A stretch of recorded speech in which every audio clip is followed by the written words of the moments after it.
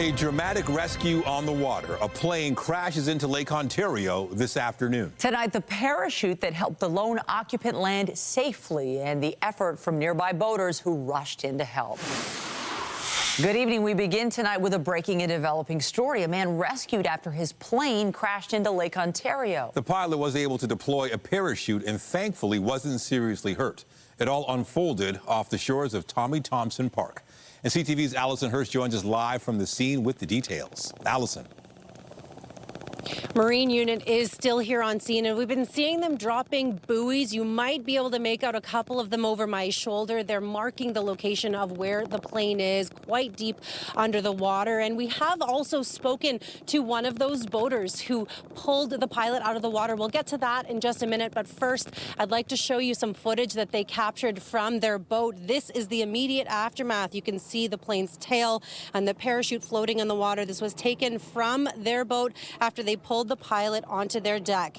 Then we were also sent some photos to our newsroom. You can see the moment of impact, and you can see the plane coming down with that large parachute out the back. Aviation experts say that likely slowed the crash, minimizing the damage to the plane. Now, all of this happened just after 2 o'clock this afternoon. Police say a 49-year-old man was the only person on the plane at the time. He was rescued by these men who you'll hear from in a couple of moments here on the boat nearby. And the pilot, he suffered non-life-threatening injuries. The aircraft is still submerged in the water. Police say it's really deep, maybe 30, 40 feet.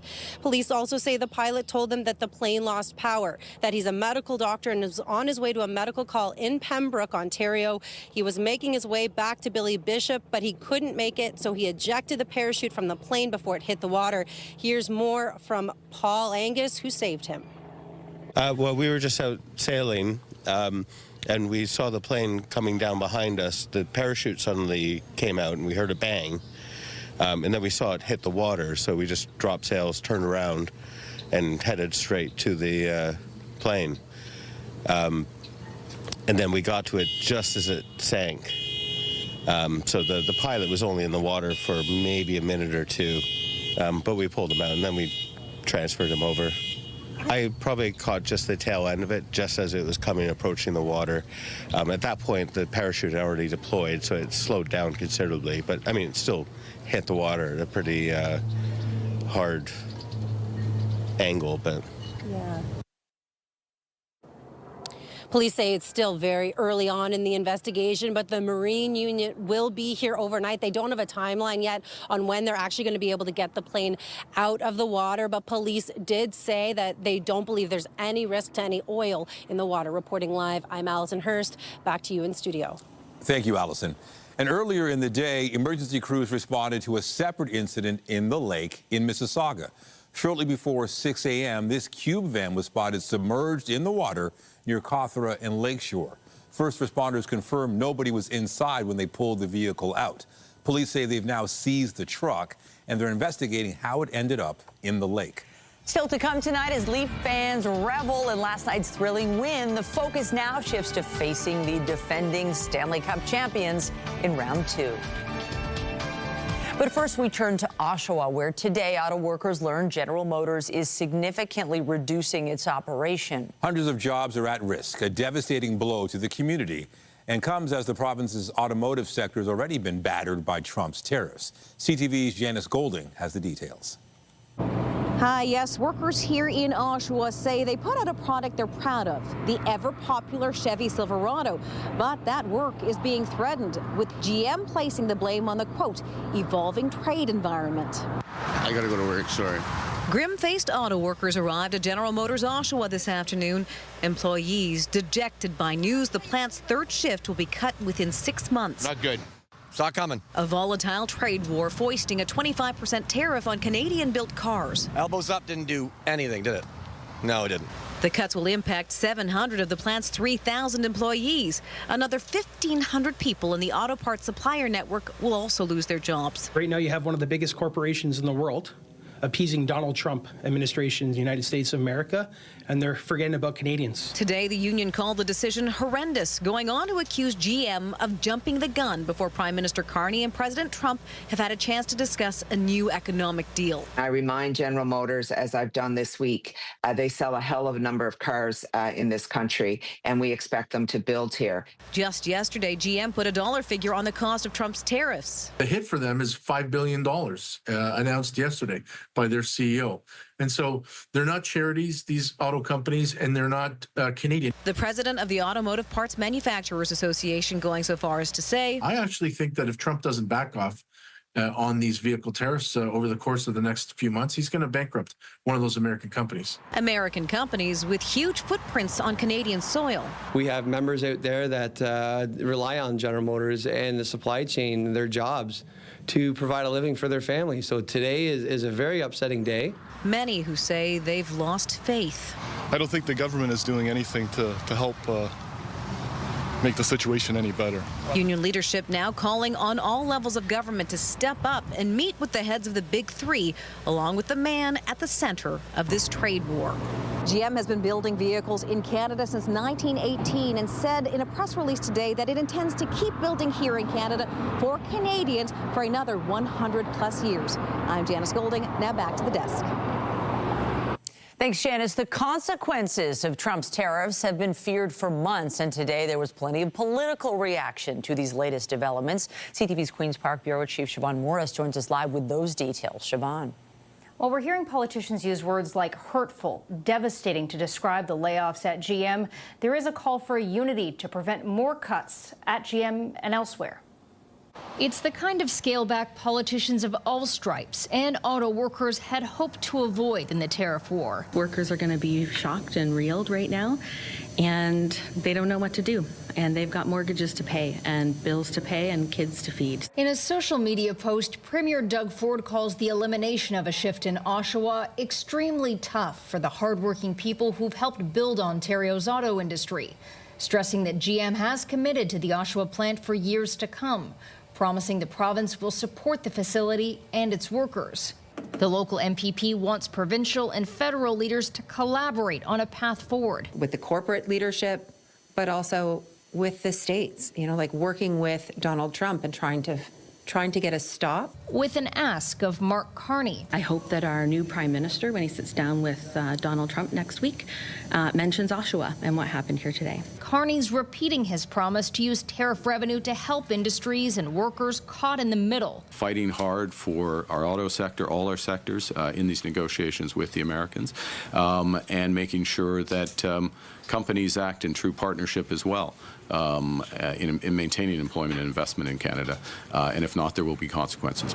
Layoffs have again hit the Stellantis plant in Windsor. A one-week production pause starts Monday. Last month, the assembly plant was closed for 2 weeks because of tariffs. This time, the company says it's to prepare for next year's models. But the mayor insists if there wasn't tariff upheaval, there wouldn't be a shutdown. Stellantis would be open with 3 full shifts, making as many minivans as the community and the public would buy.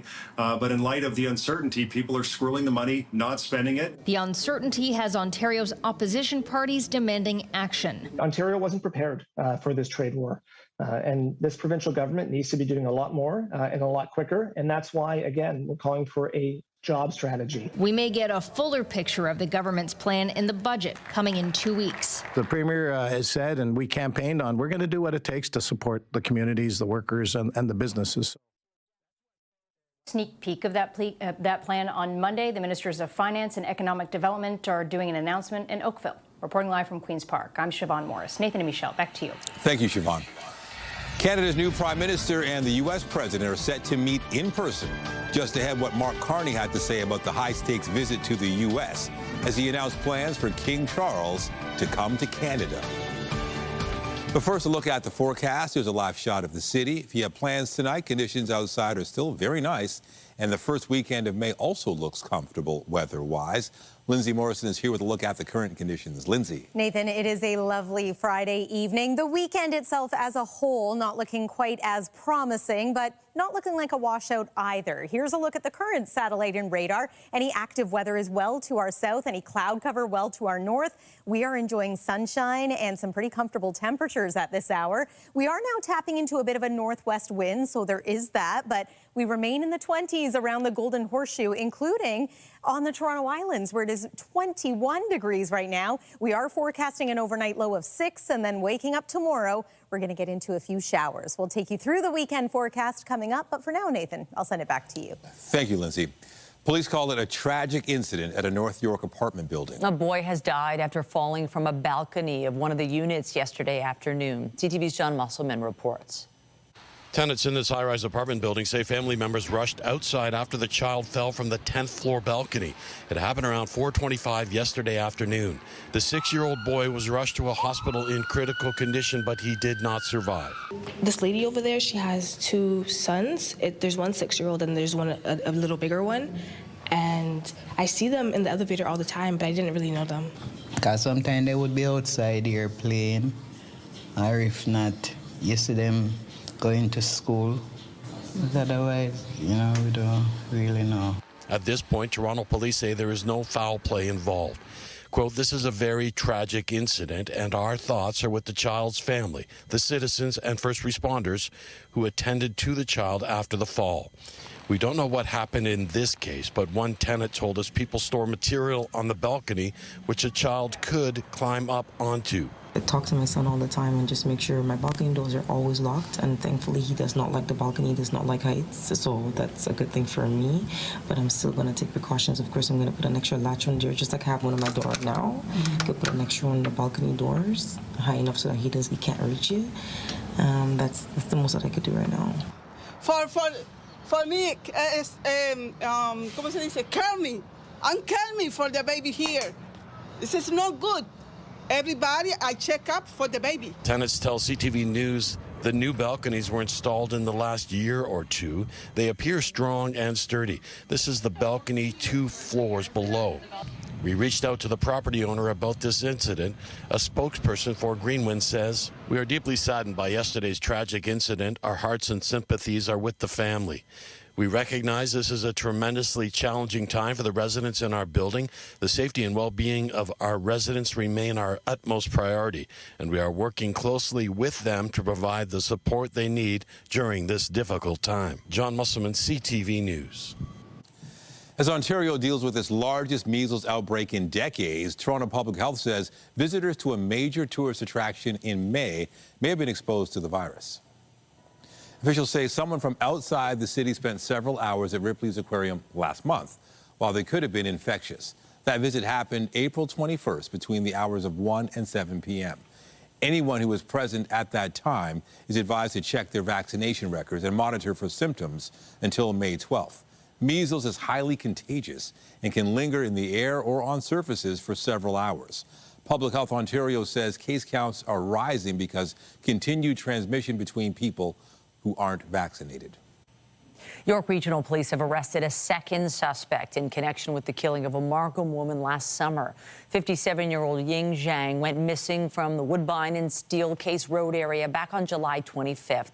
4 days later, investigators found her body in Kawartha Lakes. 26-year-old Changlin Yang was originally charged with second-degree murder, but is now facing a first-degree murder charge. York Regional Police say 53-year-old Fred Hui Li has also been charged with first-degree murder, and there are no outstanding suspects. And Peel police made an arrest in a deadly daylight shooting in Brampton last month. On April 1st, investigators say a man was killed after shots were fired into a vehicle at a shopping plaza near Bramalea Road and Dewside Drive. That victim hasn't been identified, but witnesses said he owned a shop in the plaza. Police say they took 30-year-old Balreet Singh Gill into custody this week and charged him with first-degree murder.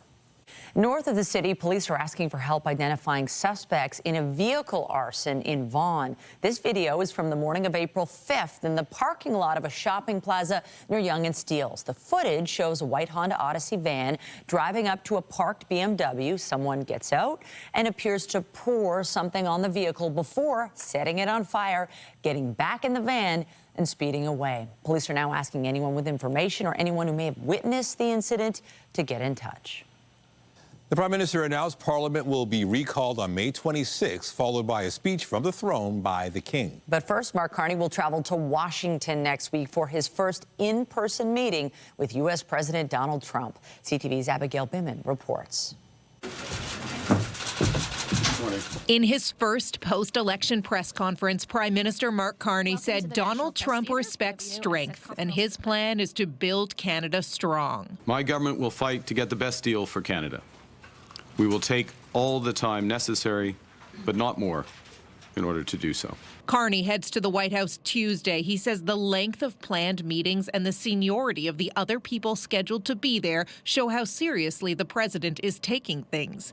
And Carney will be focused on two planks, fighting tariffs and working on the broader relationship.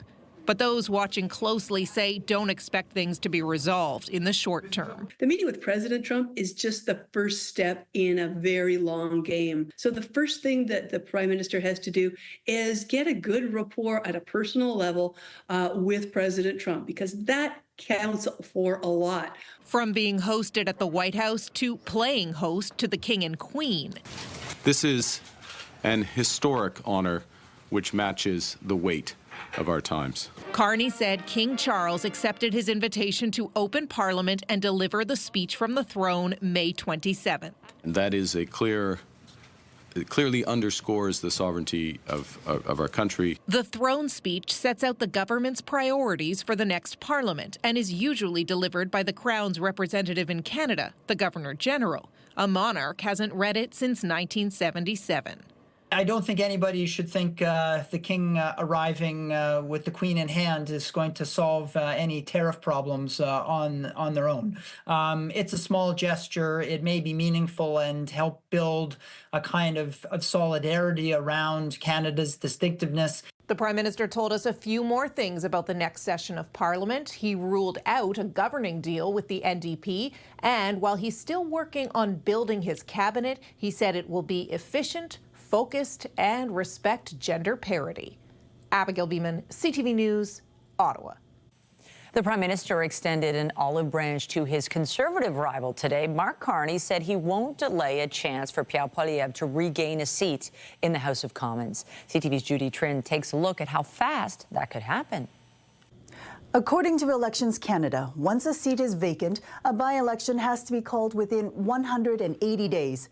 Parliament doesn't resume until May 26, but today the Conservatives announced that Pierre Poilievre will run for re-election in Alberta. After Pierre Poilievre failed to win the riding that he held for more than 2 decades, losing to a rookie Liberal candidate by more than 4,000 votes, the Conservatives have cleared a path for him to return in rural Alberta. Hey everybody, it's Damien Couric.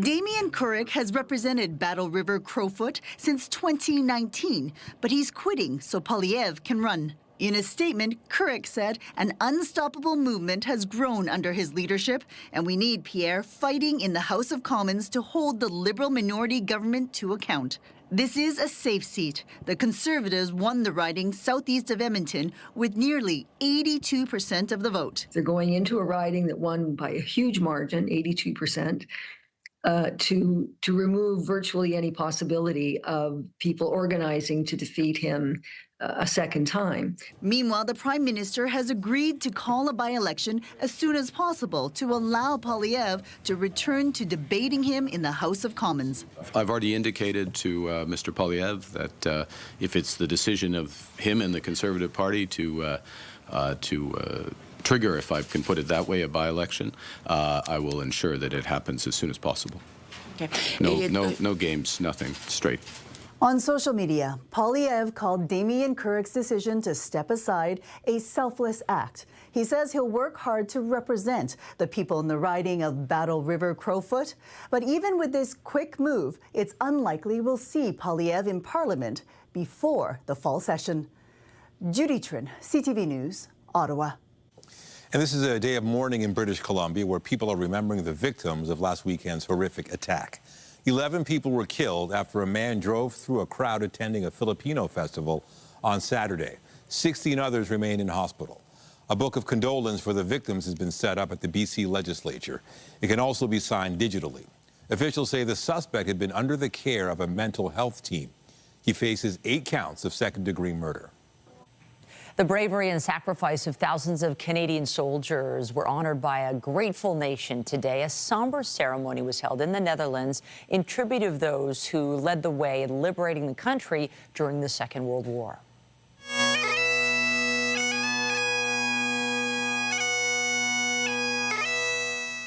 A commemoration was held at the Grimsby Canadian War Cemetery for the 80th anniversary of the liberation. More than 100,000 Canadians took part in the military campaign that ran from September 1944 to the close of the war in May of 1945. Close to 8,000 were killed. The Canadian government has taken 20 veterans back to the Netherlands, and today, tribute was also paid to those who made the ultimate sacrifice. I wish to speak to all here who died in the cause of Canada and fought for freedom of oppression. My message is a simple one. You are not forgotten. Your death is remembered, and we are still living souls here, grateful to your sacrifice of your life so many years ago. The Canadians not only pushed the enemy back, but brought in food amid a devastating German blockade. Their efforts will never be forgotten by the Dutch people. Today's ceremony begins a series of events leading up to Liberation Day on May 5th and Victory in Europe Day, May 8th. There's a key moment today in the preparation for next week's conclave to select a successor to Pope Francis. A chimney was installed at the Sistine Chapel. After every 2 rounds of voting, the ballots of the cardinals are burned in a special furnace to indicate the outcome of to the outside world. If no pontiff is chosen, the ballots are mixed with chemicals that produce black smoke. But if someone has been chosen, the ballots are mixed with other chemicals to produce white smoke. The installation took place as cardinals gathered at the Vatican for another day of pre-conclave discussions. Prince Harry has lost his legal challenge to restore regular police protection when he visits the UK.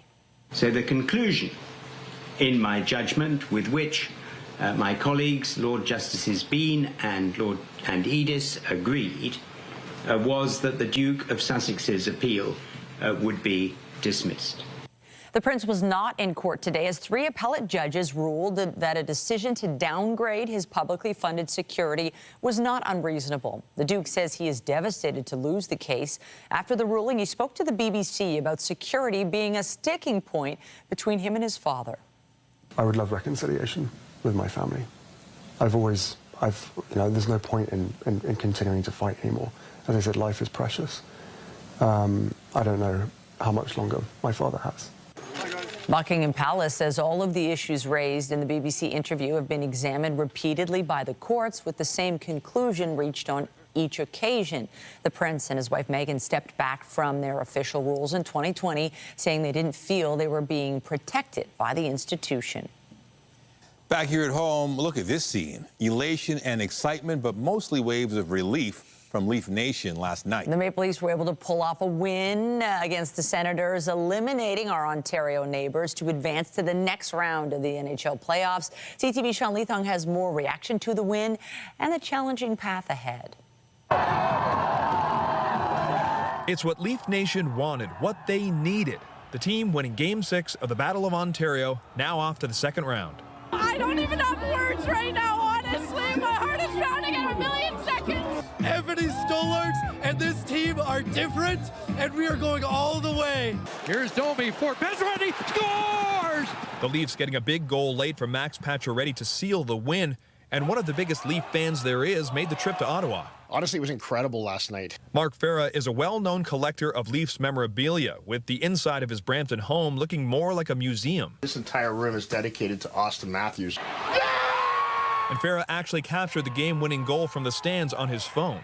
It was really cool when we did score that goal to see 21,000 fans just sit down in their seats, and the Leaf fans have a chance to stand up and have something legitimate to cheer about. As a Leaf historian, Farah points out that the 1967 Leafs won the Stanley Cup 58 years ago today.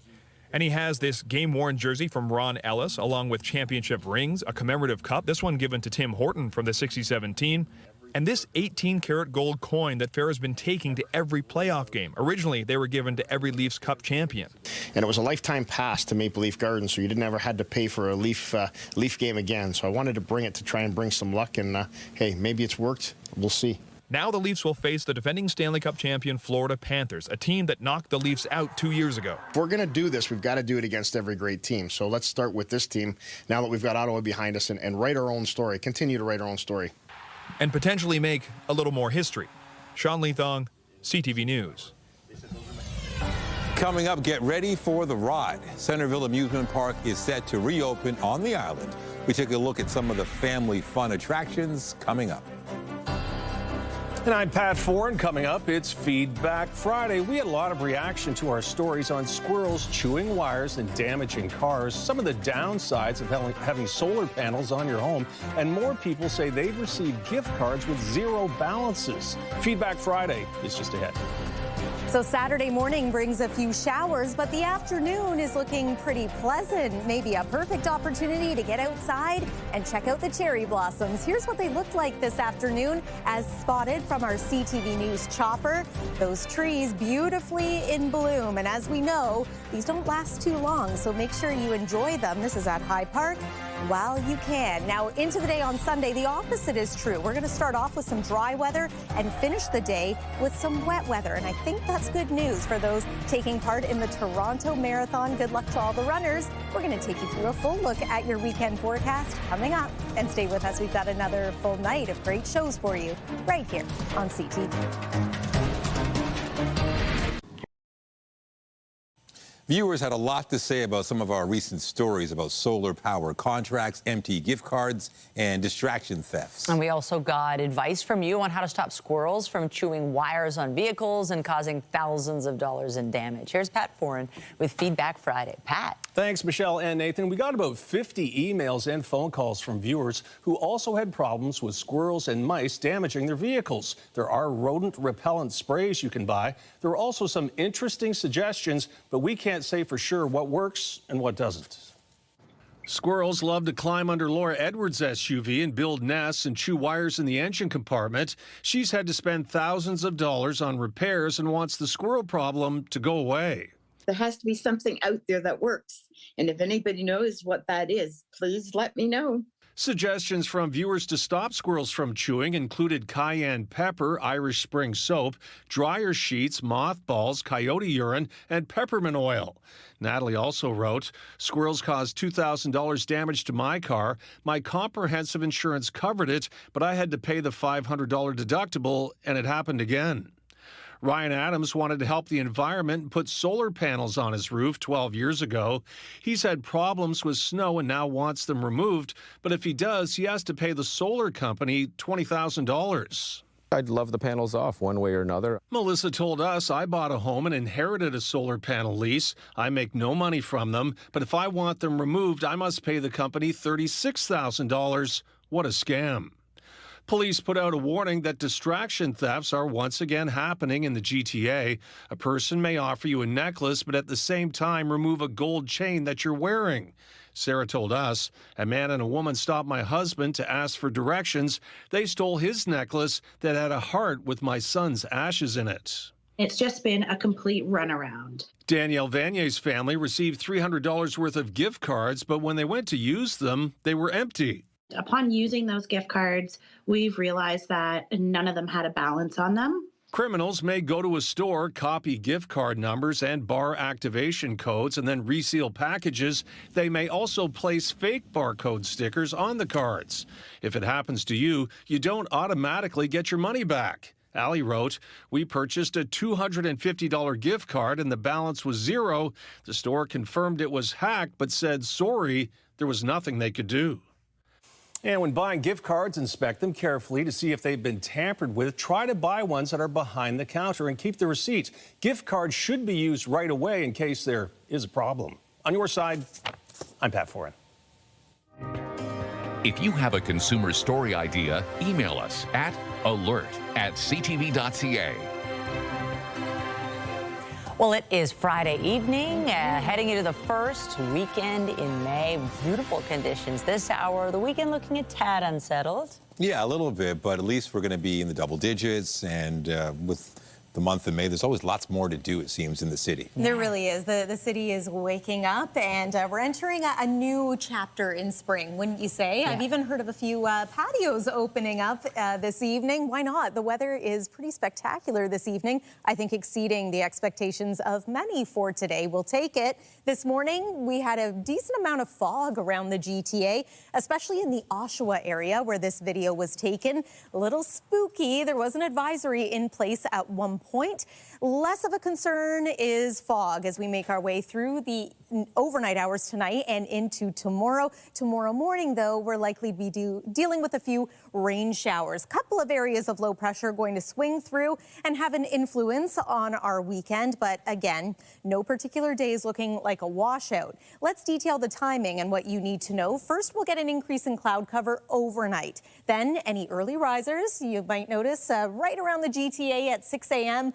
Wet weather, so better chance of seeing some light rain. Toronto, around the Golden Horseshoe and into Niagara Falls. Communities a little bit further to the north, you might escape the rain and just have some cloud cover. Then into the afternoon, some clearing, hopefully some sunny periods. Into Sunday morning, notice how close this system is knocking on our door, but it looks as though at this point, Sunday morning is going to be dry, hopefully with some sun around the GTA. As we progress through the afternoon, I do anticipate an increase in cloud cover and perhaps some wet weather into the early part of the evening. It's not going to be a lot. Perhaps by the weekend is finished, we could see anywhere from 5 to maybe 10 millimeters of rain. So not a washout again. That's the great news. Right now, it is 20 degrees in Windsor. It is 21 in Trenton and 20 in Ottawa. We made it to a daytime high as well of 20 degrees here in Toronto. We are going to fall to an overnight low of about 6 degrees. That's just slightly on the cool side of seasonal. And then our forecast daytime high for tomorrow, a little below average as well. 13 is what we're anticipating. 16 is the norm at this point in the month of May. Let's take you through the 7-day forecast. So again, Sunday, we have some wet weather expected, but more so the second half of the day and really into the evening hours. That's going to continue into the day on Monday. Monday and Tuesday, keep the umbrella handy for both of those days. In fact, the entire first week of the month of May brings a chance of showers every day. So it is a bit of an unsettled pattern. Into Wednesday, we're back into some cloud cover, but drier, some sun as we make our way through Thursday and Friday of next week. Overall, we are looking at teen temperatures when it comes to the daytime highs. Tuesday looks quite mild. Thursday, maybe a little cooler, maybe not quite making it into the teens, but overall, we are trending in the right direction here. That's your look at the weather for now. Michelle, over to you. Thanks, Lindsay. If you are planning to take GO Transit this weekend, trains won't be running on the Barrie line. That's because crews will be working to widen the rail corridor so a second track can be installed. Replacement GO buses will serve all stations except Downsview, GO, and Union. Anyone heading to those stops can transfer to the TTC at Highway 407 station. And as mentioned, this weekend is the Toronto Marathon. As runners take to the streets, there will be dozens of road closures to keep in mind, as well as several diversions along TTC service routes. You can find full details at torontomarathon.com. A Toronto mother forever changed by the loss of an infant, inspired to help others. Just ahead, how bereavement bears are comforting families after the death of a child and sparking a conversation about a difficult topic.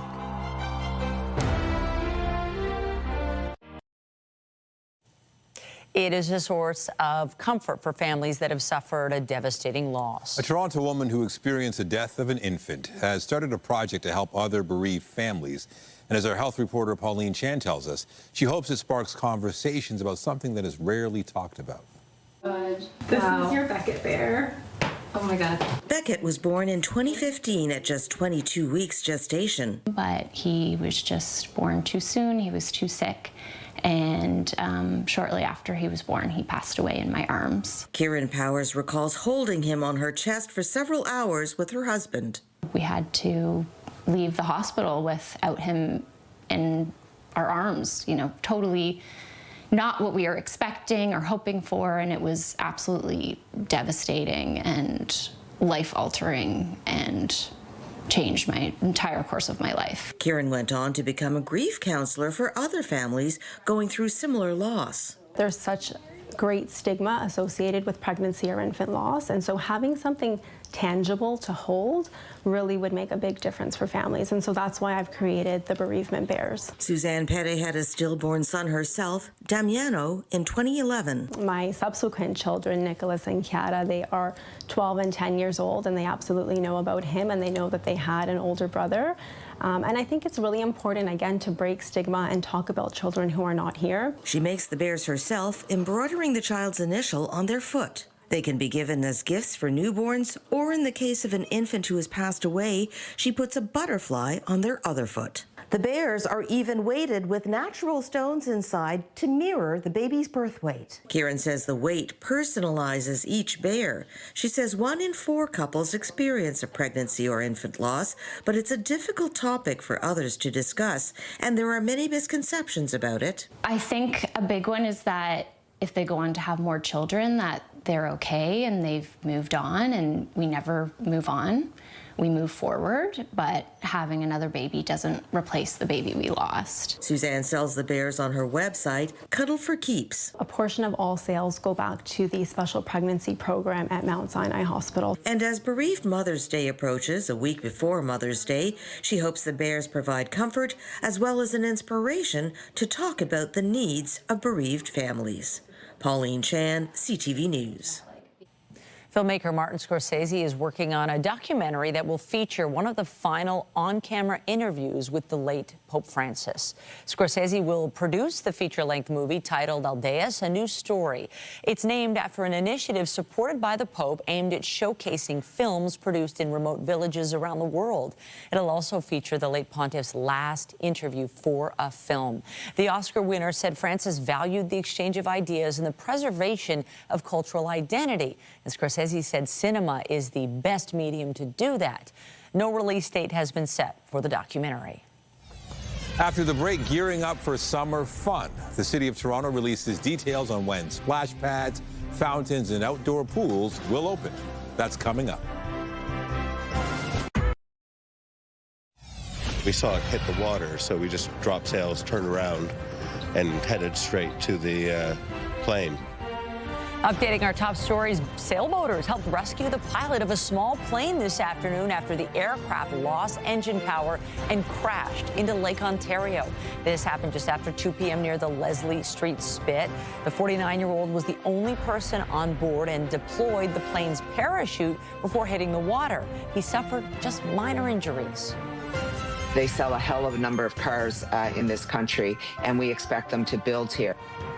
Outrage from union leaders, auto workers, and politicians in Oshawa after General Motors announced it will cut 1 of 3 shifts at its plant, slashing hundreds of jobs. The company blamed the evolving trade environment as a 25% U.S. tariff caused price increases on Canadian-made vehicles. The provincial and federal governments pledged support for impacted workers. My government will fight to get the best deal for Canada.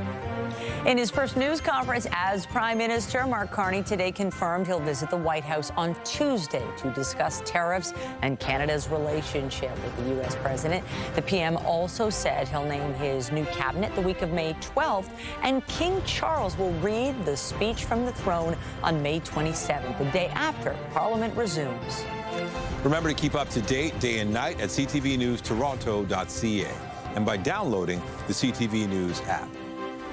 On the Friday markets, the Canadian dollar was up almost 1/5 of a cent to 72.43 cents U.S. Western Canadian Select Oil up $1.46 to close at $49.25. And the TSX Composite Index ended the day 25,031, up almost 236 points. The Business Report is brought to you by Canadian Western Bank, the bank built for business.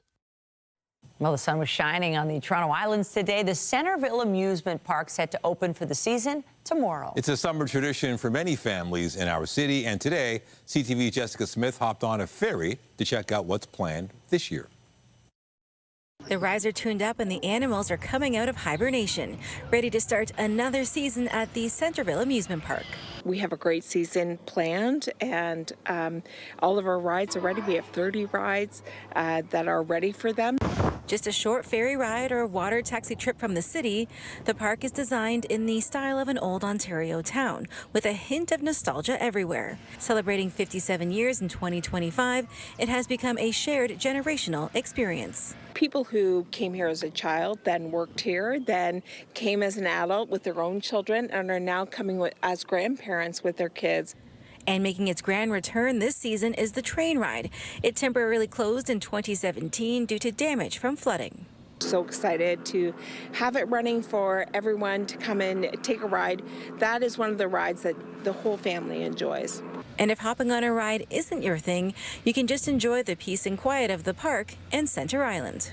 You only pay for rides when you go on the rides, and it's free to walk around. So if grandma wants to come with you for the day and the family's going to go on rides, she can enjoy a beautiful day as well. Well, I'm from Halifax, so I really miss the ocean, and I was just kind of surprised by you get the ferry and the beaches, and it's really nice. I love it. I really like the peace and tranquility of this area, and just how nice and peaceful it is compared to Toronto. Making the amusement park a Toronto spring, summer, and fall staple.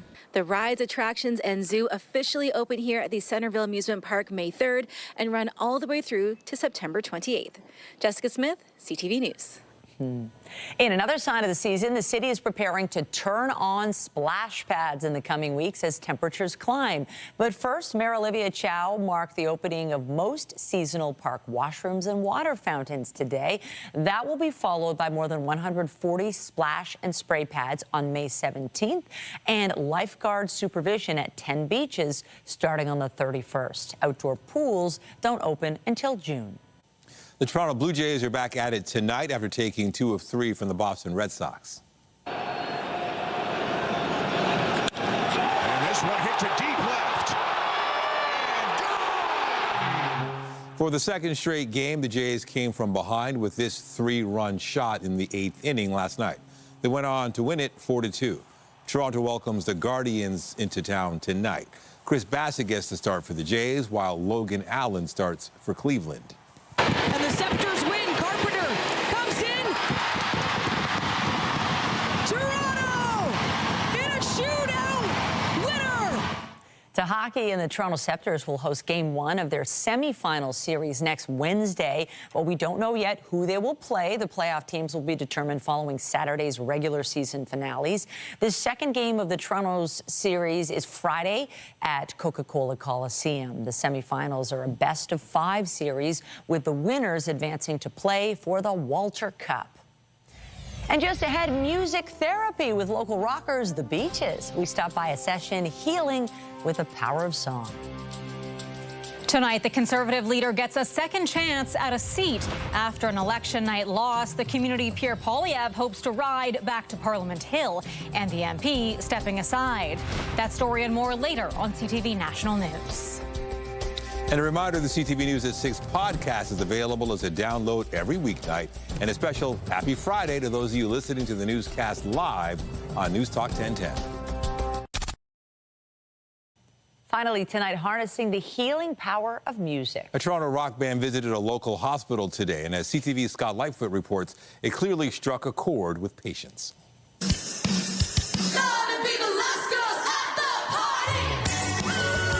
2 weeks ago, they were on stage at Coachella, one of the biggest music festivals in the world.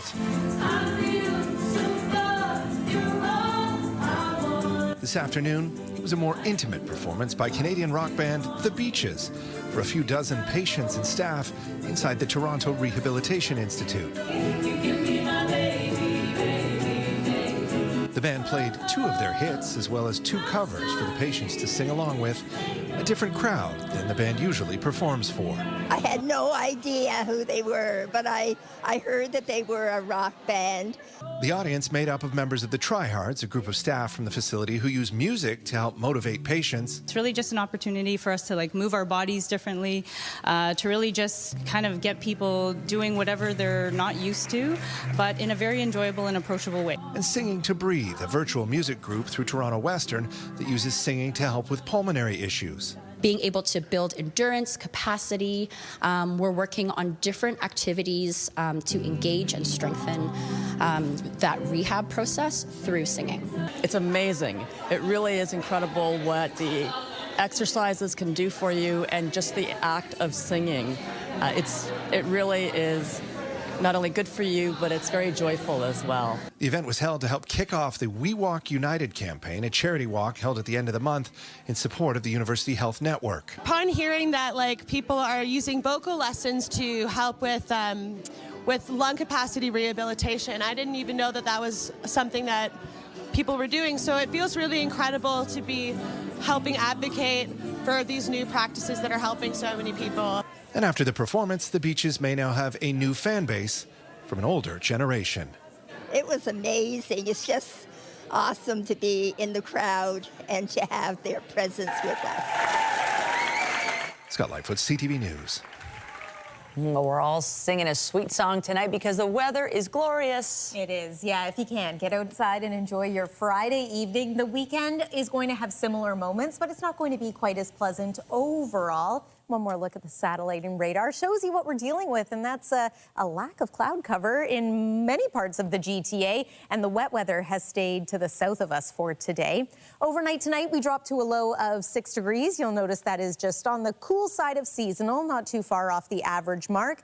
And then here's your weekend forecast. A reminder that we are looking at early day showers on Saturday and late day showers on Sunday. 7-day forecast looks like this. Early part of next week, teen temperatures, but keep the umbrella handy right through Monday and Tuesday. Michelle and Nathan. Thanks, Lindsay. That's it for us, but be sure to join Heather Butts tonight at 11 for CTV National News, followed by Zoraida Allman with our next local newscast at 11:30. In the meantime, our coverage continues anytime on CP24 and at ctvnewstoronto.ca. For Lindsay Morrison and the whole team here at CTV News, thanks for watching and have a great night.